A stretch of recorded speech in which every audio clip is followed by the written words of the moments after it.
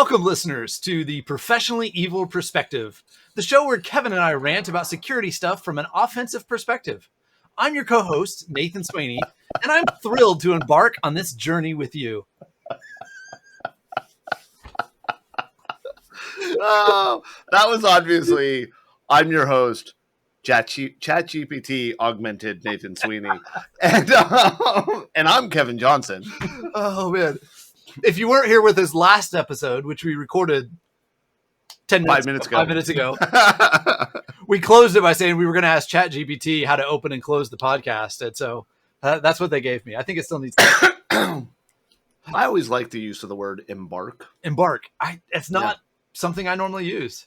Yeah. There are certain words that I always just enjoy. And embark is one of them. Embark. Yeah. Let's embark. Yeah. Let's embark on this journey, Kevin. Yes. Let's have a journey. So have you seen all the conversations over the years about security people on boards of directors of public companies and all that?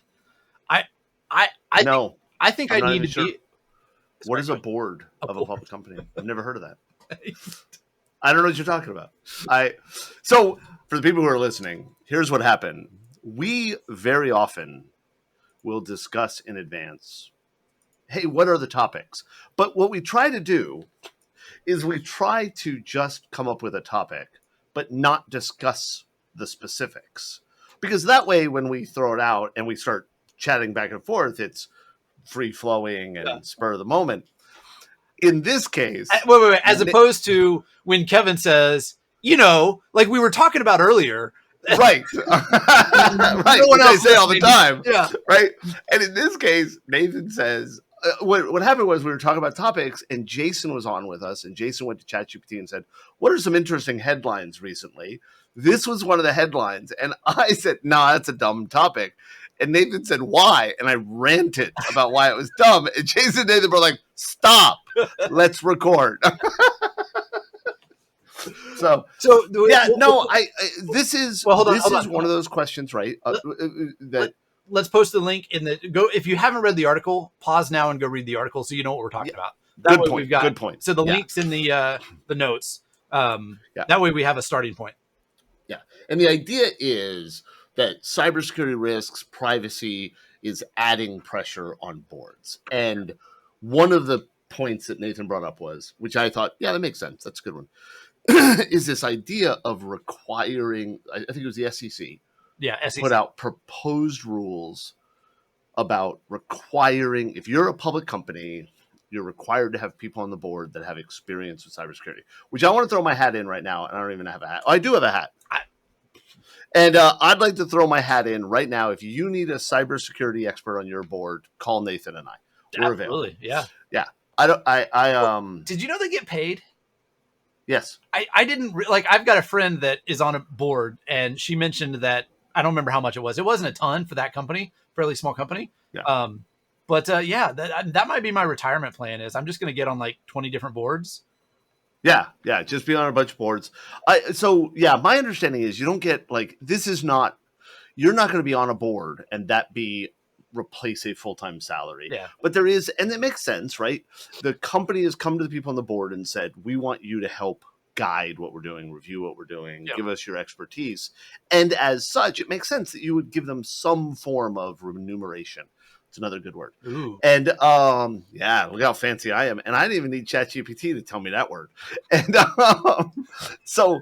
and that makes sense, right? But here's the thing. Okay, so I read the proposed rules. I think it was last year. Yeah, they came out March of 2020 or 2022. I was like, damn, that wasn't last year, man. Feels like it should have been.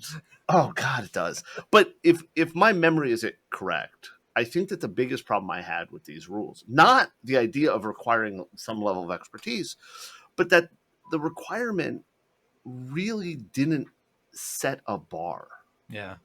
Like it was this idea of you have to have some experience with cybersecurity. And let me ask you a question. Okay, I just saw this recently. Some company, a bank, was talking about how they have these really great people that are now advising them on their board. And one of the people that was advising this bank on their board was the most recent CEO for Silicon Valley Bank. So what advice is this person giving? Yeah. Hey, here's how we screwed it up. And that's valid advice, right? Like I'd like to hear, I mean, we hope we learn from our mistakes, right? But okay, so I was the guy that clicked the link that caused the ransomware to shut down, the Northeast. Oh, you've got cybersecurity experience, right? Like that type of thing. I think, and I know that's an exaggeration, and I would expect it not to be like that, but I guarantee you, no, I don't have to guarantee you. I can't remember the senator's name. There's a senator that when he ran, one of the things he talked about was his technical experience. Yeah. And I've heard him question the ChatGPT guy, and I'd like to know where we're going to see his technical experience. Right? Are you not? Have you just decided you're not going to use it anymore? What? Where are you hiding that? Right? Yeah.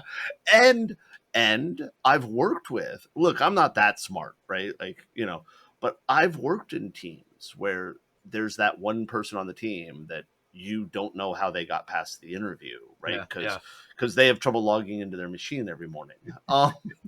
So, but they run the Windows servers, right? And I think I get what you're saying. I think it would almost be too problematic if they tried to introduce a significant amount of regulation that says, these people have to have this certification. Oh, yeah. No, I totally agree with that. I don't think it's practical. I feel like let me finish. Okay, sorry. I think that this step is a good step forward that over time will begin to work its way out. And one of the things that article says is, who's this quote from? Whoever she is, Christy Littman, a lawyer, of course. Companies should start looking now for directors with cyber expertise or hire experts to advise them, because there will be competition for a small pool of such people. Directors don't grow on trees, and certainly directors with cybersecurity experience don't grow on trees. Yeah. Again, I'll throw out Kevin and I's name. We're here. Right. We're not on a tree. You can hire us.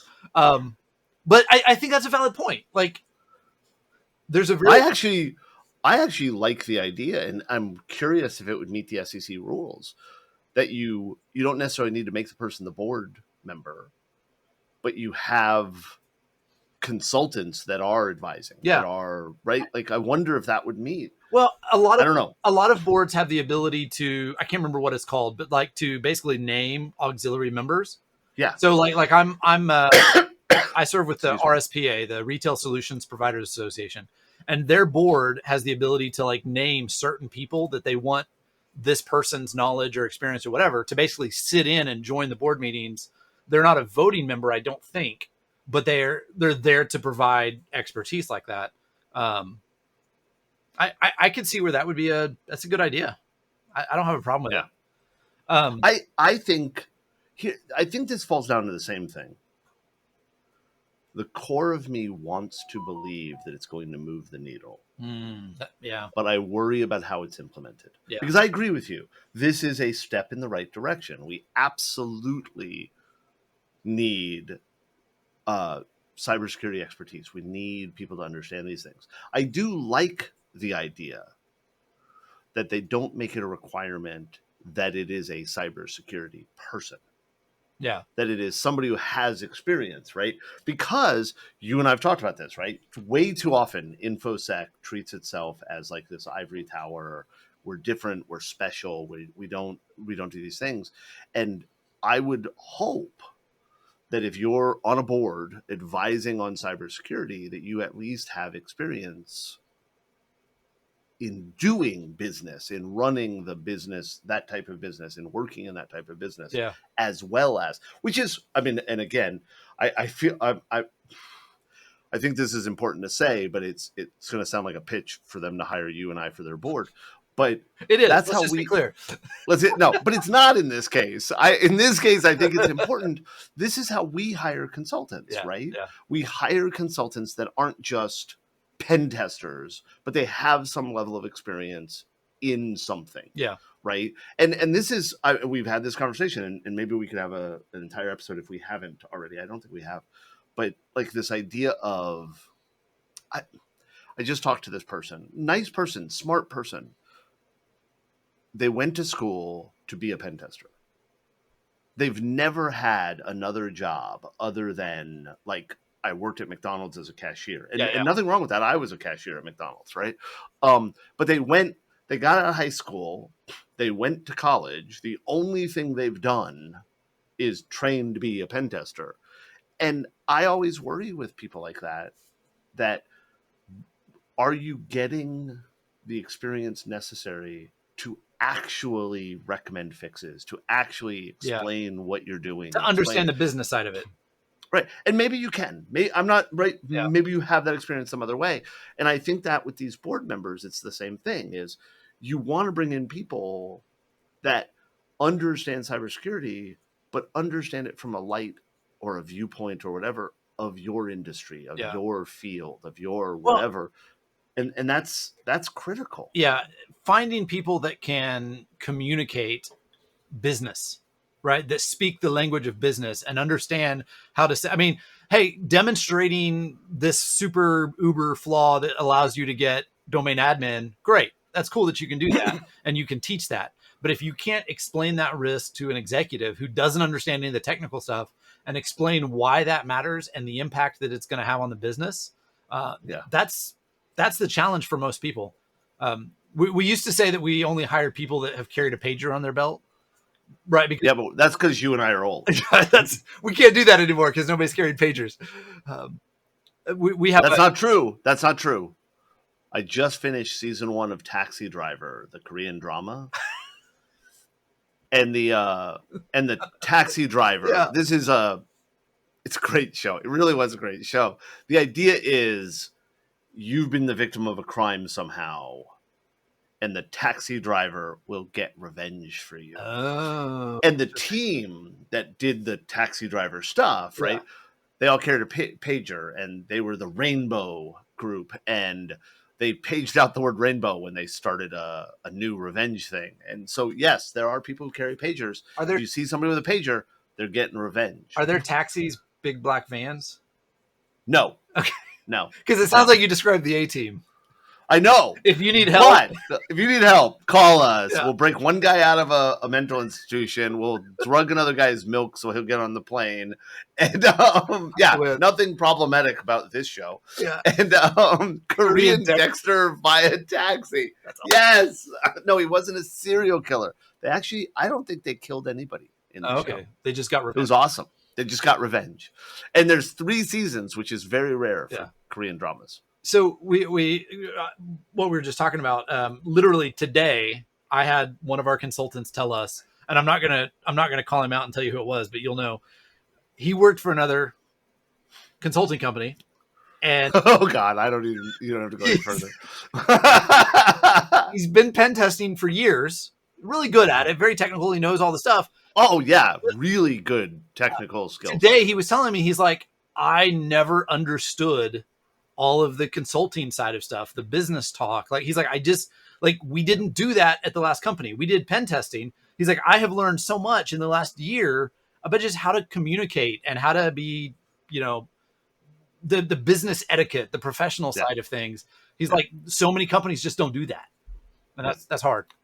And then there's the other side of it. Cause I still remember when I was at InGuardians, one of the very first times I was on site with Justin Searle. So Justin Searle, Jay Beal, and I went on site to a customer, and we flew in the night before because the 3 of us are coming from different places, right? We fly into this place and we all go to our hotel. The next morning we're meeting for breakfast, and I'm sitting down there with Jay, and Justin walks up, and he's carrying a backpack.